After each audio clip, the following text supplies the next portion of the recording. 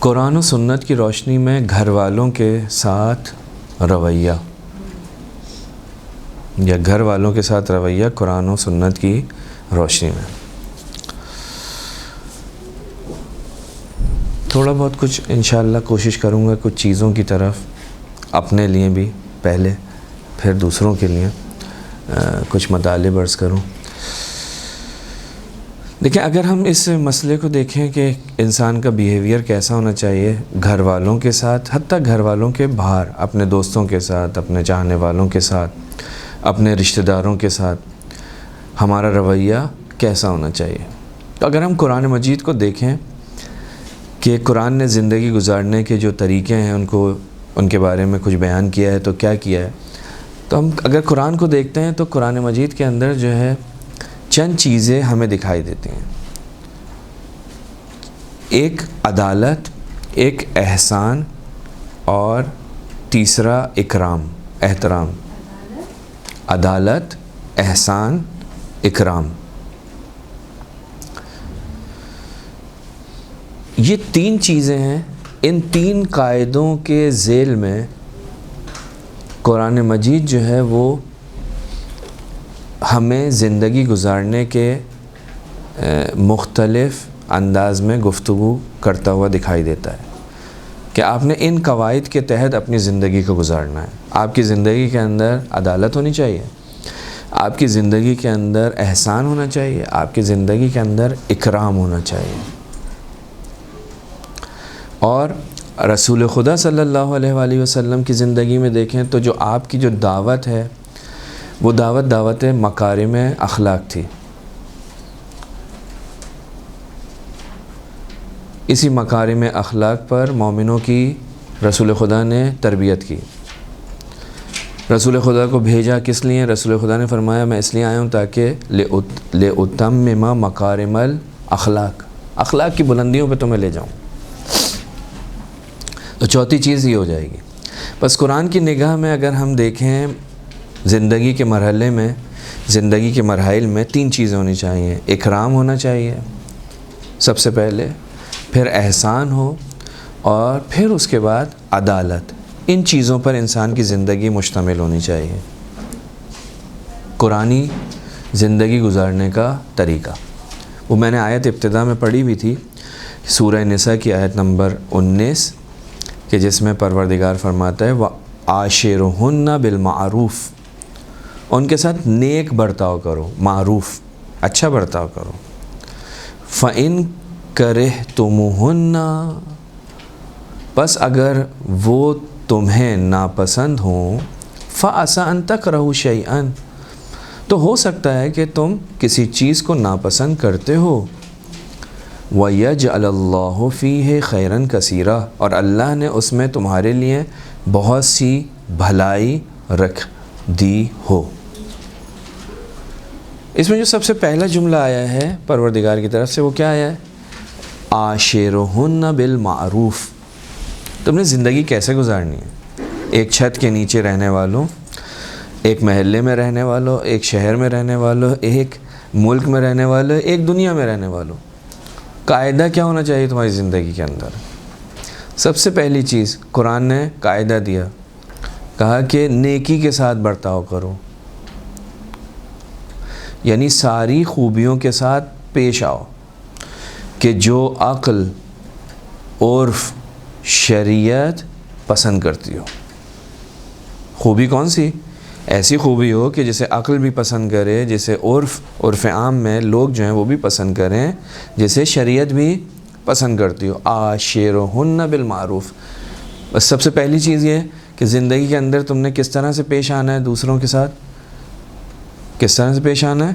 نیکی کے ساتھ، نیکی کے ساتھ، نیکی کے ساتھ برتاؤ کرو۔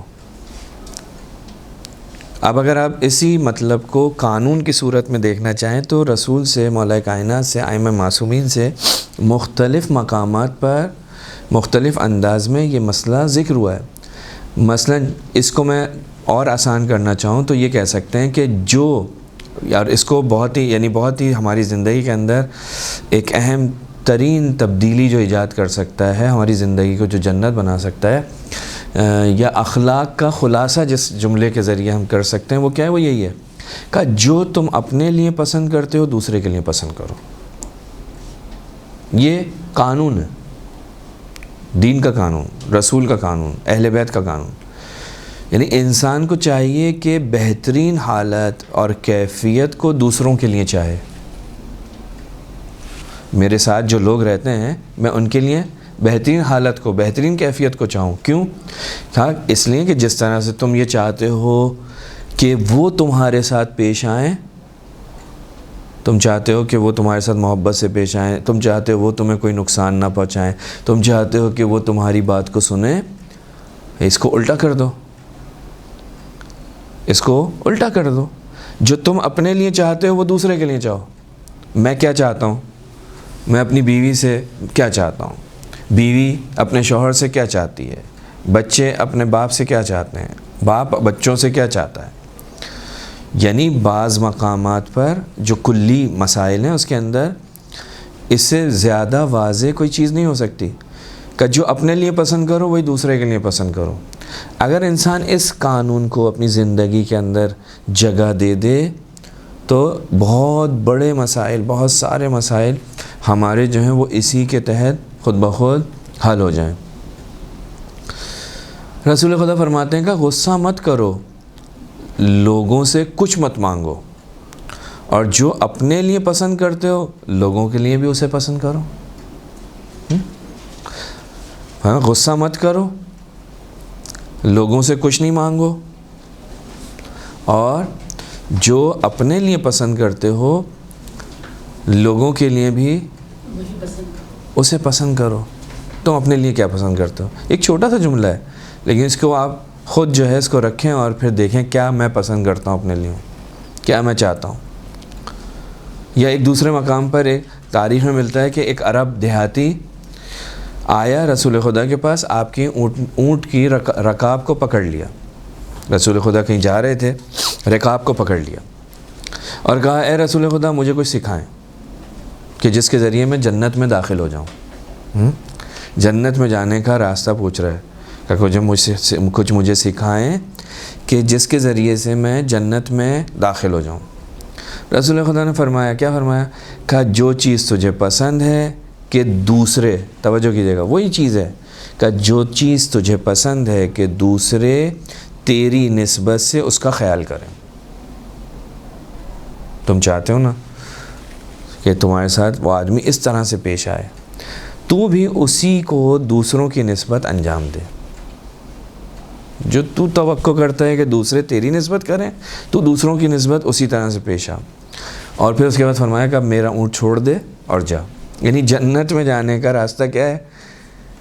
کہ جو تم توقع کرتے ہو کہ دوسرے تمہارے ساتھ پیش آئیں، اسی طرح سے تم دوسروں کے ساتھ پیش آؤ، جنت میں چلے آؤ گے۔ مولا کائنات سے رسول خدا فرماتے ہیں کہ اے علی، جو اپنے لیے پسند نہیں کرتے ہو دوسروں کے لیے پسند مت کرو، اور جو اپنے لیے پسند کرتے ہو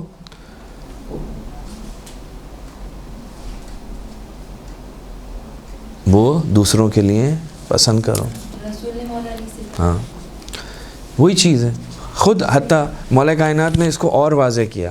مولا کائنات فرماتے ہیں کہ اپنے کو میزان قرار دو، معیار تم خود بن جاؤ۔ اپنے اور دوسروں کے درمیان اپنے آپ کو میزان قرار دو، معیار قرار دو۔ بس جو اپنے لیے پسند کرو وہ دوسروں کے لیے پسند کرو، جو اپنے لیے پسند نہیں کرتے وہ دوسروں کے لیے پسند مت کرو۔ یعنی معیار کیا ہے؟ زندگی کے اندر خود بن جاؤ۔ ایک شوہر جو ہے وہ اپنی بیوی سے کیا توقع رکھتا ہے؟ خوب معیار بنائے کہ میں جو اس سے توقع کرتا ہوں تو بالآخر یہ بھی تو یہ توقع کرتا ہوں، تو اس کے مقابلے میں میں اس کے ساتھ اسی انداز میں پیش آؤں جس طرح میں یہ چاہتا ہوں کہ وہ میرے ساتھ پیش آئے۔ میں اس کے حقوق کی رعایت کروں، میں اس کی ضروریات کو پورا کروں، میں اس کے تمام چیزوں کا خیال رکھوں، میں درگزر کروں۔ ہاں، میں یہ چاہتا ہوں نا، جب مجھ سے کوئی غلطی ہو تو میری کیا خواہش ہوتی ہے میری خواہش یہ ہوگی کہ مجھے سزا دی جائے، یا میری خواہش یہ ہوگی کہ مجھے معاف کر دیا جائے؟ میں یہ چاہتا ہوں معاف کر دیا جاؤں، میں دوسرے کی نسبت جو ہے وہ غصہ ہوں، وہ بھی یہی چاہتا ہے۔ تو مولا فرماتے ہیں اپنے آپ کو میزان بناؤ، اپنے آپ کو میزان بناؤ اپنے اور دوسروں کے درمیان۔ دیکھو پھر تم اپنے لیے کس کس چیز کو پسند کرتے ہو، وہی چیز دوسرے کے لیے پسند کرو۔ تو یعنی وہ جو ہم نے کہا تھا چند چیزیں جو قرآن مجید کے اندر دکھائی دیتی ہیں، ایک جو ہے وہ تھی اکرام، ایک احسان، ایک عدالت۔ یہ انصاف اور احسان یہ دو چیزیں ایسی چیزیں ہیں کہ جن کا خیال رکھنا گھر والوں کے درمیان بہت ضروری ہے۔ انصاف یعنی کیا؟ انصاف یعنی آدھا کرنا۔ آپ کو یاد ہوگا، آپ نے ابھی کچھ دن پہلے سنا بھی ہوگا جناب سیدہ کے بارے میں، کہ کہا جب صحابی رسول نے کہا کہ بی بی آپ کے پاس کنیز ہے تو آپ کیوں اتنی زحمت کرتی ہیں؟ کہا نہیں، انصاف، ایک دن میرا ایک دن فضہ کا، آدھا۔ انصاف یعنی آدھا، نصف، آدھا کرنا، یعنی اپنے کاموں کو اس طرح انجام دیں کہ ہمیشہ ترازو کے پلڑے جو ہیں نا ان میں اعتدال ہو۔ انصاف یعنی یہ، ایسا نہیں ہو کہ دوسرے کا جھکا ہوا ہے اور میں آرام سے اوپر ہوں، دوسرے پہ زور زیادہ آ رہا ہے، میرے اوپر زور نہیں ہے۔ جب ترازو کے دونوں پلڑوں میں برابری ہوگی، اعتدال ہوگا، تو اس بنا پر کیا ہوگا؟ ضرر اور نقصان بھی دونوں افراد کے درمیان برابر سے شریک ہو جائے گا۔ ہم نے برابر رکھا، جب برابر رکھا تو نتیجہ کیا ہوا؟ نتیجہ یہ ہوا کہ کوئی سامنے والے کو کوئی نقصان پہنچ رہا تھا، کوئی ضرر پہنچ رہا تھا، تو جو اس کا سامنے والا پارٹنر ہے، جو شریک ہے، کیونکہ وہ برابری کی بنیاد پر، انصاف کی بنیاد پر اس کے ساتھ چل رہا ہے، یعنی کوئی ایسا کام نہیں کر رہا کہ اس کے ساتھ بے انصافی ہو، تو اس کا پلڑا جو ہے وہ کیا ہو؟ جھک جائے، ٹھیک ہے؟ تو وہی کیا ہوگا؟ اس میں یہ ہوگا کہ سامنے والے کو بھی نقصان کم پہنچے گا۔ البتہ ممکن ہے کہ انصاف جو ہے وہ عدالت کے مطابق نہ ہو، یہ تھوڑی سی ذرا دقت کیجیے گا، کیا کہہ رہا ہوں؟ ہو سکتا ہے کہ انصاف ہو لیکن عدالت کے مطابق نہ ہو۔ انصاف کیوں کر رہے ہیں ہم؟ انصاف اس لیے کر رہے ہیں کہ تاکہ دوسرے کو کم نقصان ہو۔ جب ہم نے برابر کر دیا تو کیا ہو گیا؟ جتنا میرے پاس اتنا ہی اس کے پاس۔ عدالت میں ممکن ہے اگر میں عدالت کرتا تو اس کو نقصان زیادہ پہنچتا، اس کو تکلیف پہنچتی، عدالت کا تقاضا ہے، ٹھیک ہے۔ لیکن جب میں نے آدھا کر لیا، نصف کر لیا، تو اس کے جو کھاتے میں کچھ مشکلات آ رہی تھیں ان کو میں نے اپنے حصے میں لے لیا، برابر ہو گیا، اعتدال ہو گیا۔ یعنی ایک ایثار کی حالت جو ہے وہ یہاں پر پیدا ہو گئی، ایثار کی کیفیت، یعنی آپ نے ایک چیز اپنی طرف سے اس کے حق کے اندر ڈال دی، دستبردار ہو گئے کسی چیز سے۔ تو جب انسان انصاف کے مرحلے پہ آتا ہے تو وہ انصاف سے اور آگے بڑھتا ہے ایثار کی طرف۔ اگر ہم چاہتے ہیں کہ ہمارے گھر میں سکون ہو تو ہمیں ان چیزوں کا خیال رکھنا پڑے گا۔ جب انسان عدالت کی بنا پر کوئی کام کرتا ہے تو وہ مقابلہ بمثل کرتا ہے، یعنی بدی کا بدی کے ساتھ، نیکی کا نیکی کے ساتھ جواب دیتا ہے جب عدالت کے اوپر آتا ہے۔ لیکن جب انصاف کی بنا پر عمل کرتا ہے تو اسے اختیار ہے، ہاں جب میں انصاف کرنا چاہ رہا ہوں مجھے اختیار ہے کہ قانون نیکی کے مطابق عمل کروں، عاشرہن بالمعروف، نیکی کا قانون یہی تھا نا، تم نیکی کے ساتھ جو ہے اپنے گھر والوں کے ساتھ پیش آؤ، اور اپنے آپ کو دوسری حالت میں قرار دوں، اور کہے کہ مثلاً کہ اگر میں اس کی جگہ پر ہوتا تو میں اپنے لیے کیا پسند کرتا؟ میں یہ کرتا کہ یہ مجھے چھوڑ دیتا، یہ مجھے معاف کر دیتا، اپنے برابر لے آتا، شیئرنگ ہو جاتی۔ تو یہ میں جب یہ پسند کر رہا ہوں تو میں اسی کے ساتھ اسی انداز میں پیش آؤں، اس وقت انسان جو ہے وہ کیا کر رہا ہے؟ یہ انصاف سے احسان کی طرف جا رہا ہے، ایثار کی طرف جا رہا ہے، اور عدل سے بالا تر ہو کر دل اور محبت انسانی عاطفے کے ساتھ جو ہے وہ پیش آ رہا ہے۔ ہماری مشکل وہاں ہوتی ہے جہاں ہم عدالت کرنے بیٹھ جاتے ہیں۔ ضروری نہیں ہے کہ ہر جگہ پہ انسان عدالت سے ہی پیش آئے، نہیں،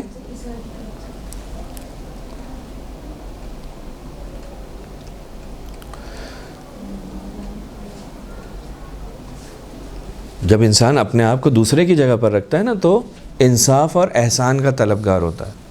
لہٰذا ہم جو ہے وہ عدالت کی طرف نہیں، انصاف کی طرف آئیں۔ جب انصاف کی طرف آئیں گے تو ایثار بھی کریں گے، احسان بھی کریں گے، نیکی بھی کریں گے۔ لہٰذا مولا کائنات واضح انداز میں فرماتے ہیں کہ اپنے آپ سے، اپنے گھر والوں سے، رشتہ داروں سے اور ان سے جن سے محبت کرتے ہو انصاف کے ساتھ پیش آؤ، عدالت نہیں، انصاف۔ تو گھریلو زندگی کے اندر بھی جو سب سے پہلا اصول ہے، قانون ہے، وہ ہونا چاہیے اصول انصاف، قانون انصاف۔ انصاف کے ساتھ پیش آئیں۔ اگر ہم انصاف کے ساتھ پیش آئیں گے تو اس کا نتیجہ کیا ہوگا؟ اس کا نتیجہ یہ ہوگا کہ ہمارے درمیان محبت، رحمت جو پروردگار عالم نے رکھی ہے۔ خاندان کی بنیاد کس کے اوپر ہے؟ ایک گھر کی بنیاد، ایک خاندان کی جو بنیاد ہے کہ جس کے اوپر وہ خاندان لگتا ہے، وہ محبت ہے، وہ مودت ہے، وہ رحمت ہے۔ پروردگار کہتا ہے جب شادی ہوتی ہے تو ہم نے ان دونوں کے درمیان رحمت اور مودت کو قائم کیا ہے، یعنی اور کہ جس کا تعلق کہاں سے ہوتا ہے؟ انسان کے دل سے ہوتا ہے، عاطفے سے ہوتا ہے۔ جب یہ ہوگا تو خاندان کے اندر آرام بھی ہوگا، سکون بھی ہوگا، یعنی حکمرانی اس وقت پھر سکون اور آرام کی ہوگی۔ آپس میں تعلقات جو ہیں وہ کیا ہوں گے؟ صمیمی ہوں گے، گہرے ہو جائیں گے۔ کیوں؟ کیونکہ انصاف وہ معاملہ ہے کہ جو خود ایک قسم کا احسان ہے۔ انصاف ایک ایسا عمل ہے کہ جو خود احسان کی ایک قسم ہے، ایثار پر قائم ہے۔ انصاف میں اپنے برابر لے کر آ رہا ہوں، یعنی میں جو چیز میرے کھاتے میں نہیں تھی اس کو لے رہا ہوں۔ جب لے رہا ہوں تو یعنی کیا؟ ایثار کر رہا ہوں، احسان کر رہا ہوں کہ سامنے والے کو نقصان کم پہنچے، حتیٰ کہ وہ اگر خطا کار ہی کیوں نہ ہو۔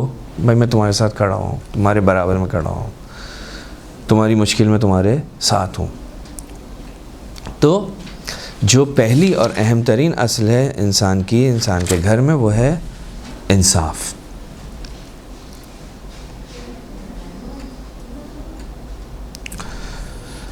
اگر ہم جائیں رسالہ حقوق میں، امام سجاد علیہ السلام کا جو ایک حدیث ہے جو رسالہ حقوق کے نام سے مشہور ہے، اس میں امام نے انسان کے سارے حقوق بیان کیے ہیں، اعضاء و جوارح کی نسبت، دوسروں کی نسبت، میاں بیوی کے حقوق، ماں باپ کے حقوق، اولاد کے حقوق، رشتہ داروں کے، ہمسایوں کے۔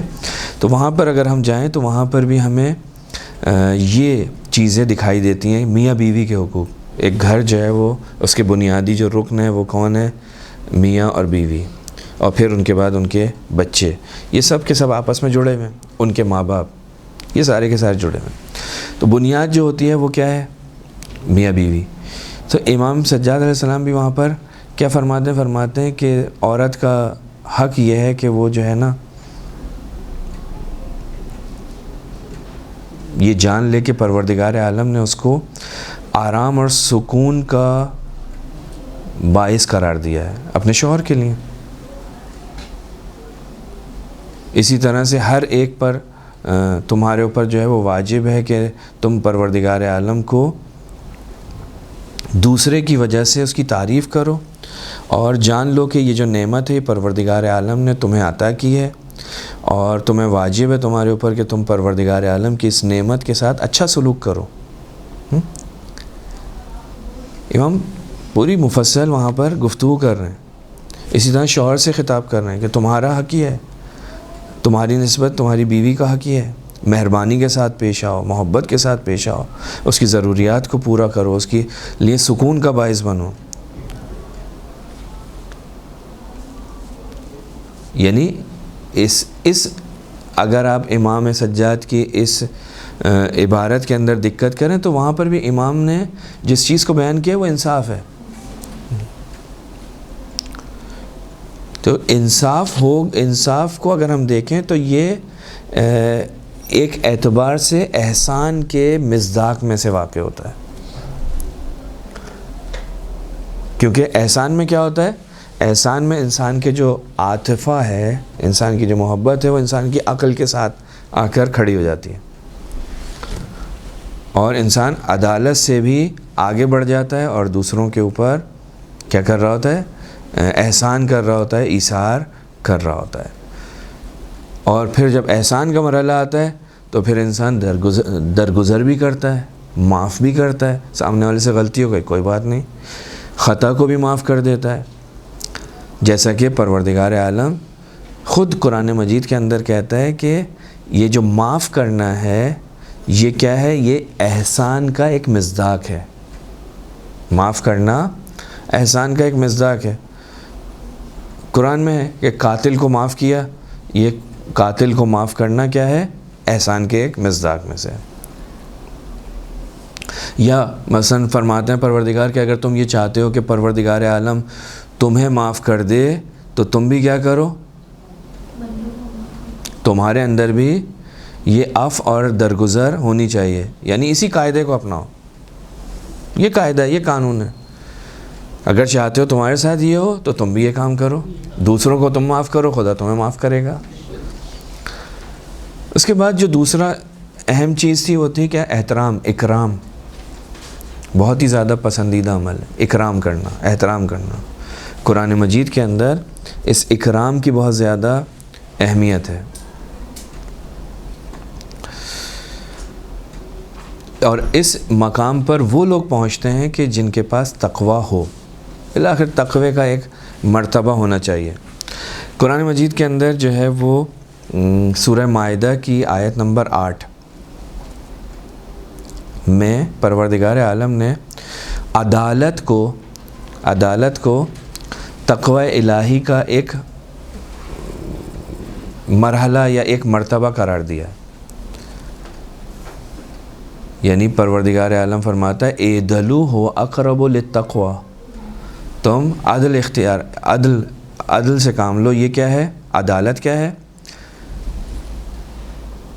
یہ تقوی کے قریب ہے. یعنی اگر تم تقوی تک پہنچنا چاہتے ہو تمہاری زندگی میں کیا ہونی چاہیے؟ عدالت ہونی چاہیے. لیکن سورہ بقرہ کی آیت نمبر 237 وہاں پر پروردگار کہتا ہے احسان جو ہے وہ، یعنی احسان کس صورت میں؟ معاف کرنے کی صورت میں. یہ جو ہے یہ بھی تقوی کا ایک مرحلہ ہے، اور یہ اس سے آگے کا مرحلہ ہے. ان تعفوا اقرب للتقوی کہ اگر تم معاف کرو گے تو یہ تقوی الہی کے نزدیک تر ہے. تو احسان کے اندر جو ہے نا انسان نہ صرف یہ کہ برائی کا جواب برائی سے نہیں دیتا بلکہ کیا کرتا ہے؟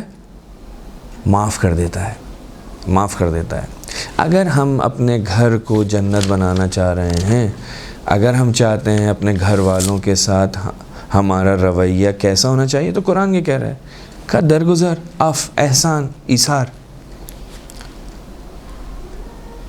جب تم احسان کرو گے تو پھر احسان کے نتیجے میں تم معاف کرو گے. احسان یعنی یہ کہ آپ دوسرے کی بدی کو کیا کریں، دوسرے کی برائی کو کیا کریں؟ بھول جائیں، معاف کر دیں. اور تقوی کا جو اعلیٰ ترین مرتبہ ہے وہ کیا ہے؟ وہ ہے اکرام. تقوی کے میں نے 3 مرحلے بیان کیے. عدالت، اعدلوا هو اقرب للتقوی.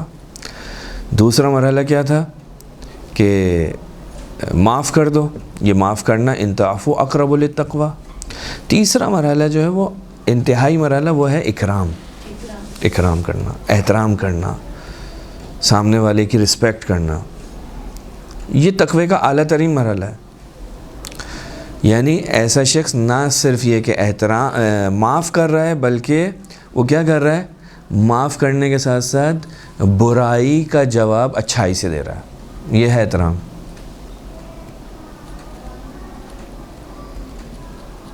امام حسن مجتبیٰ کے بارے میں آپ نے سنا ہے،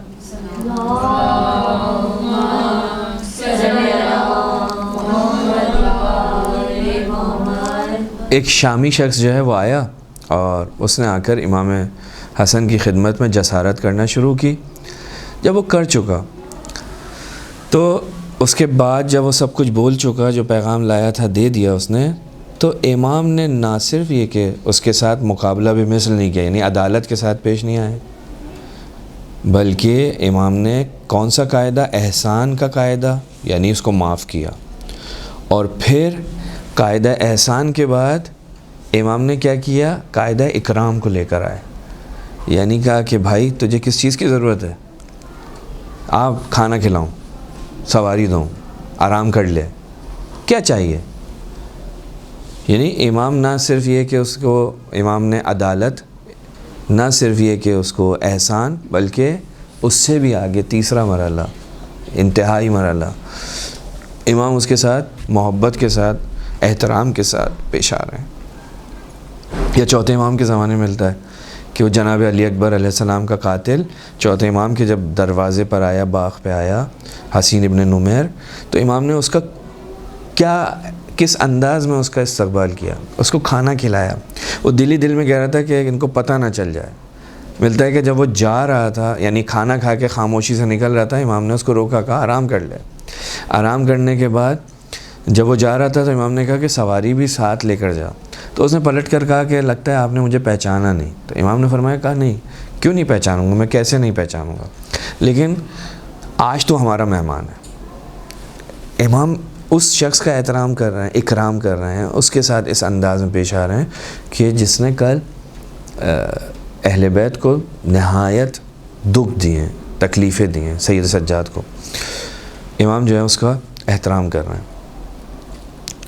تو یا قرآن مجید کے اندر بھی سورہ فرقان کے اندر عباد الرحمن کی جو خصوصیت بیان کی، اللہ کے بندے، رحمان کے بندے کیا ہیں؟ کہا کہ رحمان کے بندے وہ ہیں کہ جب ان کے سامنے کوئی برا کام ہوتا ہے، جب ان کا گزر ایسی جگہ سے ہوتا ہے جہاں پر ان کی شان میں گستاخی ہو رہی ہوتی ہے، ان کی توہین ہو رہی ہوتی ہے، تو وہ کرامت اور بزرگواری کے ساتھ وہاں سے گزر جاتے ہیں، وہ الجھتے نہیں ہیں، وہ اس کا جواب نہیں دیتے، مقابلہ بے مثل نہیں کرتے۔ وَإِذَا مَرُّوا بِاللَّغْوِ مَرُّوا كَرَامًا، وہ گزر جاتے ہیں وہاں سے۔ تو مومن کے لیے ضروری ہے کہ وہ اپنے گھر کے اندر جو اس کی رفتار ہونی چاہیے وہ عدالت اور احسان سے بڑھ کر اکرام کے مرحلے پہ ہونی چاہیے۔ پہلا مرحلہ ہم نے کہا عدالت، دوسرا احسان، تیسرا اکرام۔ یہ تینوں قانون ہیں، تینوں اصل ہیں۔ عدالت سے پیش آتے ہیں، احسان سے پیش آتے ہیں، احسان کے بعد آتا ہے اکرام۔ یعنی اگر ہم یہ چاہتے ہیں کہ ہمارا گھر بن جائے، ہاں، تو ہمارے رویے کے اندر جو ہے یہ چیزیں ہونی چاہیے، اور ان تین چیزوں کے اندر جو سب سے کامل ترین چیز ہے وہ کیا ہے؟ وہ ہے اکرام، وہ ہے احترام۔ ان اکرمکم عند اللہ، کون ہے؟ گرامی ترین شخص۔ امام یہ آیت نہیں پڑھ رہا ہوں میں، جو قرآن مجید کی ایک آیت ہے کہ ان اکرمکم عند اللہ اتقاکم، نہیں، امام محمد باقر علیہ السلام کی روایت ہے۔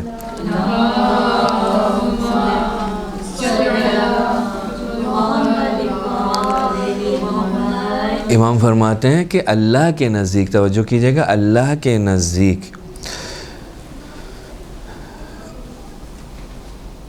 محترم ترین شخص وہ ہے، ان اکرمکم عند اللہ، اللہ کے نزدیک کون ہے گرامی ترین شخص؟ کا وہ ہے کہ جو اپنی زوجہ کا زیادہ اکرام و احترام کرتا ہے، احترام کرتا ہے، اکرام کرتا ہے۔ اللہ کو بھی یہ پسند ہے، اللہ چاہتا ہے ایسا دیکھے۔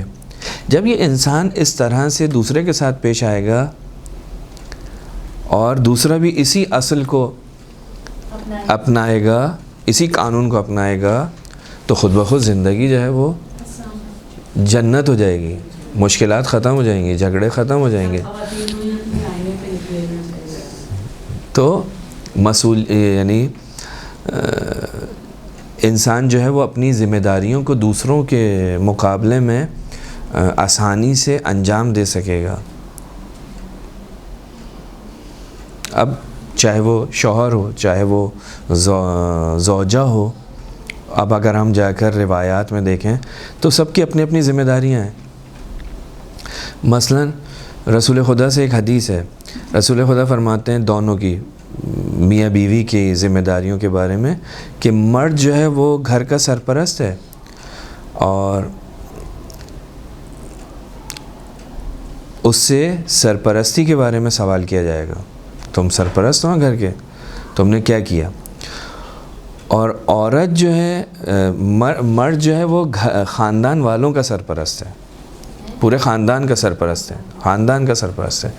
اس سے اس سرپرستی کے بارے میں سوال ہوگا کہ تم نے اپنے خاندان والوں کے ساتھ کیسا تمہارا بیہیویئر تھا. عورت جو ہے وہ گھر کی، شوہر کی، بچوں کی سرپرست ہے. گھر، شوہر، بچوں، ان کی سرپرست ہے. عورت سے ان کے بارے میں سوال ہوگا، ان کے ساتھ تم کیسے پیش آتے تھے.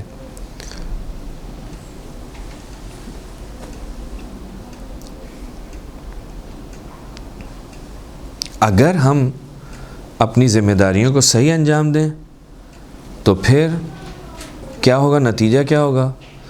روایت ہے، دوسری روایت میں ایک جگہ فرماتے ہیں، کہا کہ جو بھی عورت اس دنیا سے جاتی ہے اور اس کا شوہر اس سے راضی ہوتا ہے وہ جنت میں جاتی ہے. کہاں جاتی ہے؟ اگر کوئی عورت اس دنیا سے جائے اور اس کا شوہر اس سے راضی ہو، دخلت الجنہ، وہ جنت میں داخل ہوتی ہے. اسی طرح سے پانچویں امام سے روایت ہے کہ کوئی بھی عورت کے لیے کوئی بھی شفاعت کرنے والا پروردگار عالم کے نزدیک اس کے شوہر کی رضایت سے زیادہ بہتر نہیں ہے. تو اگر انسان اس طرح، امام فرماتے ہیں کہ کوئی بھی شفاعت کرنے والا عورت کے لیے اللہ کے نزدیک اس کے شوہر کی رضایت سے بہتر نہیں ہے. یعنی شوہر اگر راضی ہے تو یہ اس کی شفاعت کا بہترین سامان ہے. اب رضایت کے لیے اس نے کیا کرنا ہے؟ رضایت کے لیے وہ 3 اصول اس کی زندگی کے اندر اگر ہیں، اگر اس نے اکرام کیا ہے، اگر اس نے احسان کیا ہے، اگر اس نے انصاف کیا ہے، تو کیسے ہو سکتا ہے کہ وہ سامنے والا راضی نہ ہو. جب وہ برا پھر وہاں پہ دیکھے گا کہ کیا ہوا اس کے ساتھ. وہ شوہر کی ذمہ داری ہے، دیکھیں وہ شوہر کی ذمہ داری ہے، وہ برا کرے گا تو اس کے ساتھ وہاں برا ہوگا. لیکن میں جو چاہتا ہوں کہ میری جنت، میری آخرت آباد ہو جائے، یہ ایک مغالطہ، بہرحال ایک مسئلہ ہے ہماری زندگی کے اندر، کہ خاص طور پہ یہ بچوں کی نسبت سے بھی بہت زیادہ ہوتا ہے کہ جی وہ مثلا ایک روایت ہے مشہور کہ جی ماں کے قدموں تلے جنت ہے. تو بعض لوگ آ کر جو ہیں وہ جذباتی ہو جاتے ہیں اور کہتے ہیں جی ماں کے قدموں تلے جنت ہے، وہ ماں ایسی ہونی چاہیے، متقی ہونی چاہیے، فلاں ہونی چاہیے. یہ جنت جو ہے یہ اولاد کے لیے ہے، یہ ماں کو نہیں کہہ رہا کہ ماں جنت میں ہے. پروردگار نے اولاد کی جنت کو ماں کے قدموں میں قرار دیا ہے. اس کا یہ مطلب نہیں ہے کہ وہ ماں جو ہے وہ سارے کمالات کی مالک ہو تو اس کے قدموں کے نیچے جنت ہوگی. نہیں، یہ ہماری گفتگو اس سے نہیں ہے. ہماری گفتگو یہ ہے کہ اگر تم ماں کا احترام کرو گے، ماں کو راضی رکھو گے تو تم جنت میں جاؤ گے، نہیں کرو گے تو نہیں جاؤ گے. ماں کیسی ہو، ماں کے کردار، ماں کی زندگی، اس کے بارے میں گفتگو نہیں ہے. یہاں پر بھی جب ہم بات کر رہے ہوتے ہیں کہ جی آپ کی ذمہ داری، میری ذمہ داری، تو سامنے والے کی بات نہیں کر رہے کہ سامنے والا کیسا ہے. لہٰذا جو قرآن میں والدین کے لیے آیا بالکل واضح کا اف نہ کہو. روایت میں آیا کہ وہ کافر ہوں تو بھی تمہیں کچھ نہیں کہنا، تم نے ان کا احترام کرنا ہے. تو ان کے کفر سے، ان کے کردار سے، ان کے اخلاق سے میرا کوئی کام نہیں ہے. میری ڈیوٹی کیا ہے آپ کی نسبت، آپ کی ڈیوٹی میری نسبت کیا ہے. ہم اپنی ذمہ داری کو اچھی طرح جب نبھائیں گے تو نتیجہ ہم دیکھیں گے، وہ نہیں کرے گا سامنے والا، وہ اس کا نتیجہ دیکھے گا۔ تو ایک دوسرے کے ساتھ راضی ہونا، خصوصاً زن و شوہر کا، میاں بیوی کا راضی ہونا، مولا کائنات فرماتے ہیں کہ جناب سیدہ کے ساتھ آپ کی زندگی تھی کہ خدا کی قسم میں نے کبھی فاطمہ پر غضب نہیں کیا اور اس کو کبھی کسی کام پر مجبور نہیں کیا، یہاں تک کہ پروردگار عالم نے اس کو میرے نزدیک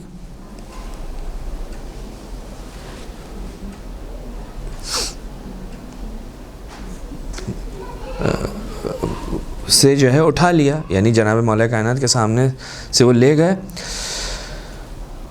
اور کبھی بھی فاطمہ زہرا نے مجھے ناراض نہیں کیا، میری کبھی بھی خواہش کے برخلاف کوئی عمل نہیں کیا۔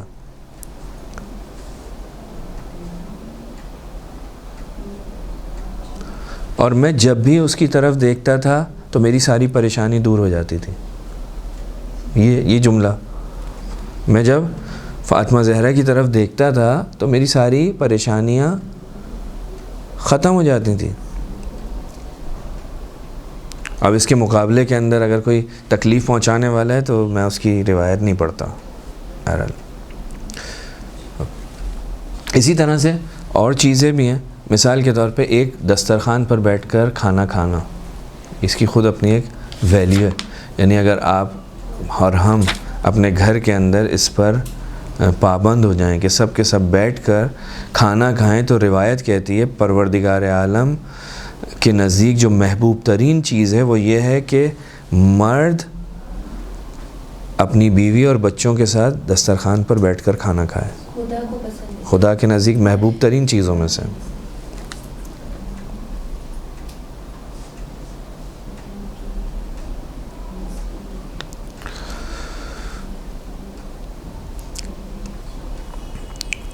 اسی طرح سے اور دوسری چیزیں جو ایک دوسروں کی نسبت جو انسان کی ذمہ داریاں ہیں، غیرت ہے، امانت داری ہے، کہ جناب سیدہ کی وہ حدیث کہ میں نے کبھی خیانت نہیں کی، یعنی دونوں کو ایک دوسرے کی نسبت سے امین ہونا چاہیے۔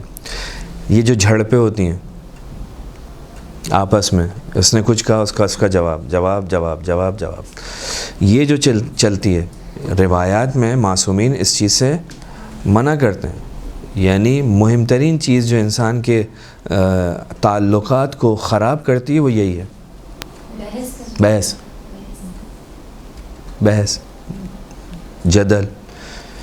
یہ دل کے اندر جو ہے وہ کدورت پیدا کرتی ہے، نفرت پیدا کرتی ہے۔